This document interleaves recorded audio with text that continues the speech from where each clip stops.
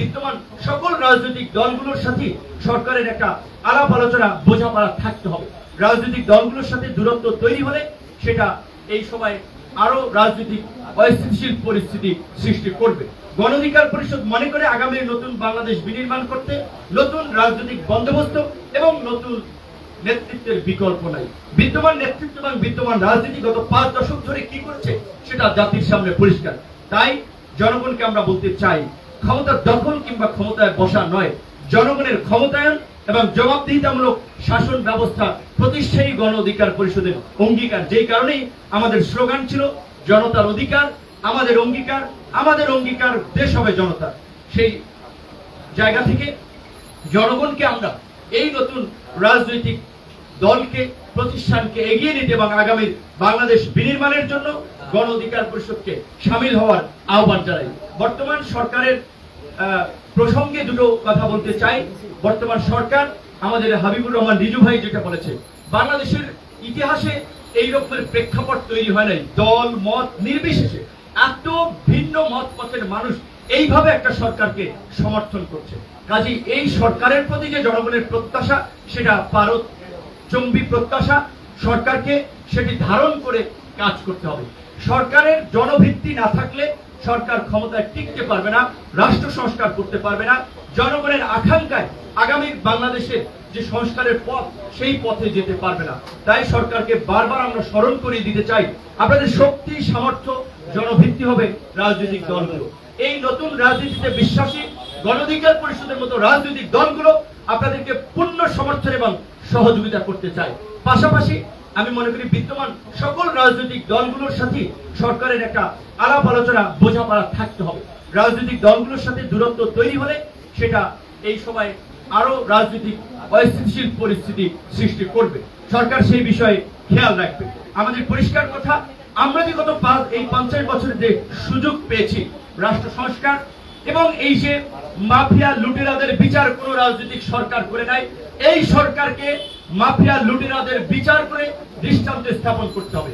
গণহত্যাকারীদের বিচার করে ইতিহাসে দৃষ্টান্ত স্থাপন করতে হবে এবং এই গণহত্যার সাথে জড়িত আওয়ামী লীগ এবং তার দোসরদেরকে রাজনৈতিকভাবে ন্যূনতম 10 বছরের জন্য নিষিদ্ধ করতে হবে। তবেই আমরা আগামীর কাঙ্ক্ষিত বাংলাদেশ বিনির্মাণের পথে এগিয়ে যেতে পারবো।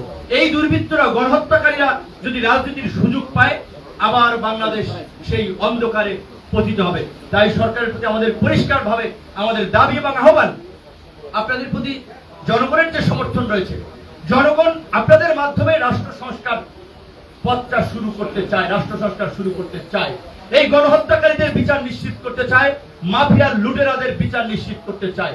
তাই আপনারা জনগণের সাথে সম্পর্ক স্থাপন করুন, জনগণের মনের ভাষাটা বোঝার চেষ্টা করুন। এবং আরেকটি কথা পরিষ্কারভাবেই বলতে হবে, এই সরকারের উপদেষ্টাদের মধ্যে ঢাকা বিশ্ববিদ্যালয়ের আইন বিভাগের শিক্ষক অধ্যাপক আসিফ নজরুল স্যার গত 1.5 দশক ধরে আমাদের মতো রাজনৈতিক কর্মীদের সাথে থেকে রাজপথের লড়াই সংগ্রাম করেছেন। আজকে সেই মানুষটিকে পরিকল্পিতভাবে তার জনপ্রিয়তা দেখে, তার জ্ঞান পাণ্ডিত্য দেখে তাকে একদল, আমি বলবো এরা কি চায় আমরা জানি না, তারা বিতর্কিত করার জন্য নানানভাবে প্রশ্নবিদ্ধ করছে। আমরা বিনয়ের সাথে বলবো, আসিফ নজরুল সহ সরকারের কোন উপদেষ্টাকে অকারণে সমালোচনা করবেন না, বিতর্কিত করবেন না। যদি কেউ দায়িত্ব পালনে অক্ষম হয়, যদি আমাদের সামনে পরিষ্কার কোনো বিষয় ফুটে উঠে, অবশ্যই আমরা এই বিষয় নিয়ে কথা বলবো। কিন্তু আসিফ নজরুলের মতো দক্ষ মানুষ এই সরকারের দ্বিতীয় জন না, এটা বলতেই হবে। কাজে তাকে বিতর্কিত করা মানে সরকারকে দুর্বল করার একটা ষড়যন্ত্র। হয়তো আসিফ নজরুলের কাছে অনেকের প্রত্যাশা থাকতে পারে, বিভিন্ন প্রতিষ্ঠানের দায়িত্বে যাবেন, সুযোগ নেবেন, কিন্তু আমার মনে হয় আসিফ নজরুল না, কোন উপদেষ্টারা এই অসৎ কাজ করবেন না, বিশেষ কোনো সুযোগ সুবিধা কাউকে দেবেন না। সাম্প্রতিক সময়ে ডিসি নিয়োগকে কেন্দ্র করে যেই তুলকালাম ঘটে গেছে, এখন আমরা শুনতে পাচ্ছি সচিবদের মধ্যে আলাপ 5 কোটি 10 কোটি টাকারও লেনদেন নাকি হচ্ছে। এই ঘটনাগুলো আসল নাকি নকল আপনাদেরকে মনে রাখতে হবে। পচা শামুকেই কিন্তু পা কাটে। শেখ হাসিনার এক বক্তব্য রাজাকার বলে এদেশের আপামর ছাত্র জনতা তরুণদেরকে যেভাবে বাজে মন্তব্য করেছিল, তার ভিত কিন্তু নাড়িয়ে দিয়েছে। গত 1.5 দশকের ধারাবাহিক লড়াই সংগ্রাম, গণ অভ্যুত্থানের প্রেক্ষাপট রচনা করেছে, হাজার হাজার মানুষের ত্যাগ এবং প্রাণদান, এই সংগ্রামকে বেগবান করেছে এটি সত্য, কিন্তু কোটা সংস্কার আন্দোলন এই সংগ্রামকে ত্বরান্বিত করেছে, সাফল্যের দিকে নিয়ে গেছে, এটাই বাস্তবতা। সুতরাং এই আন্দোলনের আবার কেউ বাবা মা বলে দাবি করে মানুষের সাথে মানে আপনার উপহাস করবেন না। এই আন্দোলনের কোনো বাবা মা নাই, এই আন্দোলনের কোনো জাতির পিতা নাই, এই আন্দোলনের নেতা, এই আন্দোলনের অংশীদার এদেশের সকল শ্রেণী পেশার মানুষ, এই আন্দোলনের অংশীদার এদেশের সংগ্রামী মানুষগুলো।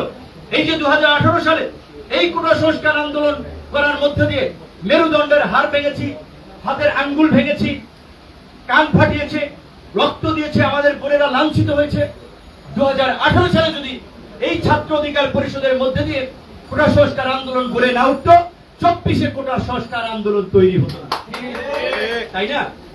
প্রথম দ্বিতীয় শ্রেণীর চাকরিতে কোটা বাতিল করেছিল 18 সালে, সেটি আদালতের মাধ্যমে ফিরিয়ে এনেছে 24 সালে।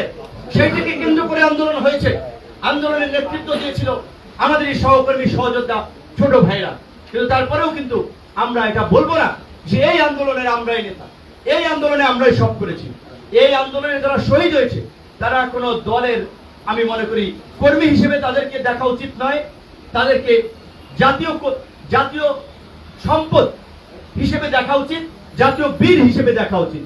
এবং এই আন্দোলনের কৃতিত্ব, এই আন্দোলনের মাস্টার মাইন্ড হচ্ছে এদেশের সকল সংগ্রামী বীর জনতা। কাজে এই বিতর্কিত কথা বলে অন্যদেরকে আমি বলবো, এই যে আন্দোলন নিয়ে বিভ্রান্তি তৈরি করবেন না। মুক্তিযুদ্ধের আওয়ামী বয়ানের মতো নতুন একটা বিকৃত বয়ান এবং ইতিহাস ন্যারেটিভ তৈরি করবেন না কেউ, তাহলে জাতি বিভক্ত হবে। অলরেডি বিভক্ত হওয়া কিন্তু শুরু হচ্ছে। আমরা বিভক্তি চাই না, আমরা ঐক্য চাই। জাতীয় ঐক্য এবং সংহতির মধ্যে দিয়েই ইনশাআল্লাহ আগামীতে গণ অধিকার পরিষদের নেতৃত্বে নতুন বাংলাদেশ গঠিত হবে, নতুন বাংলাদেশ রচিত হবে। সেই লক্ষ্যে আজকে থেকে আমাদের নেতা কর্মীদেরকে আমরা আনুষ্ঠানিক নির্দেশনা হচ্ছে, এখন থেকে বাংলাদেশের প্রত্যেকটি ইউনিয়ন পরিষদ, উপজেলা, পৌরসভা, সিটি কর্পোরেশন সমস্ত জায়গায় আমরা যেন জনপ্রতিনিধি, গ্রহণযোগ্য মানুষদেরকে ঠিক করতে পারি, নেতৃত্ব বাছাই করতে পারি। এখন থেকেই জনপ্রতিনিধি সার্চ আপনাদেরকে করতে হবে। গ্রহণযোগ্য ব্যক্তিদেরকে, সমাজের ভালো মানুষগুলোকে গণ অধিকার পরিষদের পতাকা তলে ঐক্যবদ্ধ করতে হবে। এবং মানুষ যে বিকল্প চাচ্ছে, মানুষ যে নতুনত্ব চাচ্ছে, আমরা কেন পুরানো জঞ্জালের মধ্যে ঢুকে যাব? গণ অধিকার পরিষদ আগামী নির্বাচনে এককভাবে সমস্ত সংসদীয় আসনে প্রতিযোগিতা করবে, প্রতিদ্বন্দ্বিতা করবে। যারা গণ অধিকার পরিষদ থেকে প্রতিযোগিতা করতে চান, প্রতিদ্বন্দ্বিতা করতে চান, নতুন বাংলাদেশ বিনির্মাণ করতে চান, নির্বাচনে অংশ নিতে চান, তারা গণ অধিকার পরিষদের দায়িত্বশীল পর্যায়ের নেতৃবৃন্দের সাথে আলাপ আলোচনা করবেন। ঢাকায় গণ অধিকার পরিষদের কেন্দ্রীয় কার্যালয়, স্থায়ী কার্যালয় আল রাজি কমপ্লেক্সের 3য় তলায় সকাল থেকে রাত পর্যন্ত নেতা কর্মীরা থেকে আসেন, কথা বলবেন। আপনার গণ অধিকার পরিষদের পূর্বের যদি কোনো পদ নাও থাকে, আপনার যদি এলাকায় গ্রহণযোগ্যতা থাকে, আপনার যদি নেতৃত্ব দেওয়ার গুণাবলী থাকে, গণ অধিকার পরিষদ আপনাকে নেতা বানাবে, গণ অধিকার পরিষদ আপনার হাতে নেতৃত্ব তুলে দেবে। এটি নিয়ে দ্বিধাদ্বন্দ্বের কোনো অবকাশ নাই। পরিশেষে একটা কথা বলে শেষ করব। শেখ হাসিনার গত 1.5 দশকে এই দেশে অনেক মানুষ নির্যাতিত, নিষ্পেষিত হয়েছে, গুম খুনের শিকার হয়েছে, প্রাণ দিয়েছে। এই প্রত্যেকটি অত্যাচারিত, নির্যাতিত পরিবারের পাশে গণ অধিকার পরিষদের পক্ষ থেকে আপনারা দাঁড়াবেন। এই 1.5 দশকে এই লড়াই সংগ্রামে যারা প্রাণ দিয়েছে সেই শহীদ পরিবারগুলোর পাশে দাঁড়াবেন, সহযোগিতা করবেন। তাদের আত্মত্যাগের উপরেই দাঁড়িয়ে আমরা নতুন বাংলাদেশের স্বপ্ন দেখছি। সুতরাং তাদের আত্মত্যাগকে ভুলে গেলে চলবে না। বিশেষ করে বিরোধী দল সময়ের নেতা কর্মীদেরকে আমি একটা বিষয় মনে করিয়ে দিতে চাই। ইতিমধ্যেই আমরা দেখতে পাচ্ছি শেখ হাসিনা বিরোধী আন্দোলনে, নতুন বাংলাদেশ বিনির্মাণের জন্য যারা লড়াই করেছিলাম একসাথে রাজপথে, আজকে তাদের মধ্যে অনেকের মধ্যে একটা অশুভ প্রতিযোগিতা শুরু হয়ে গেছে। এতদিন আমরা বন্ধু প্রতিম সংগঠন হিসেবে, আত্মার আত্মীয় হিসেবে কাজ করেছি, একজনের প্রোগ্রামে আরেকজন গিয়েছি, আন্তরিকতার সাথে কথা বলেছি। এখন একটা অশুভ প্রতিযোগিতা শুরু হয়ে গেছে। কোন দলের পোস্টার কেউ ছিঁড়ে ফেলছে, কোন দলের ব্যানার কেউ ছিঁড়ে ফেলছে, কাউকে আবার লাঞ্ছিত করছে, হুমকি দিচ্ছে। আল্লাহর রাস্তায় এগুলো করবেন না। শেখ হাসিনার মতো এই রকমের দানব কিন্তু ক্ষমতায় টিকতে পারে নাই। এত অহংকার ছিল, দাম্ভিক ছিল। শেখ মুজিবের কন্যা দেশ ছেড়ে পালায় না, সে কিন্তু হেলিকপ্টারে করে পালিয়েছেন। তাহলে আজকে যদি কেউ নব্য দখলদার দুর্বৃত্ত হয়ে উঠতে চান, তাদের জায়গা নতুন বাংলাদেশে হবে না, পরিষ্কার বলে দিচ্ছি। আমরা সকল দলের সাথে, সকল মত পথের সংগঠন এবং মানুষের সাথে একটা ভ্রাতৃত্বের সম্পর্ক, সহানুভূতির সম্পর্ক মধ্যে দিয়ে আমরা কাজ করতে চাই। রাজনীতিতে ভিন্ন মত থাকবে, ভিন্ন পথ থাকবে, প্রতিযোগিতা থাকবে, কিন্তু যারা গত 1.5 দশকে হাসিনা বিরোধী এই ফ্যাসিস্ট শক্তির বিরুদ্ধে লড়াই করেছিলাম, তাদের মধ্যে যেন দূরত্ব তৈরি না হয়, তাদের মধ্যে যেন সম্পর্কের অবনতি না হয়, এই বিষয়টা খেয়াল রাখতে হবে।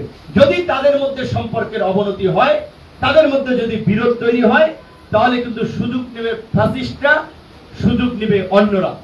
এইটুকু বলে সবার উদ্দেশ্যে আমি জাস্ট বলবো যে বক্তব্য প্রচার করবেন, ভালো থাকবেন এবং আমাদের এই গণতান্ত্রিক সংগ্রামকে এগিয়ে নেওয়ার জন্য আজকে যে সমস্ত বীর মুক্তিযোদ্ধা, আইনজীবী সহ বিভিন্ন শ্রেণী পেশার মানুষ যোগদান করেছেন, আবারও তাদের প্রতি ধন্যবাদ এবং কৃতজ্ঞতা জানিয়ে গণ অধিকার পরিষদের নেতৃত্ব নেওয়ার আহ্বান জানিয়ে আমার আজকে বক্তব্য শেষ করছি। আল্লাহ হাফেজ।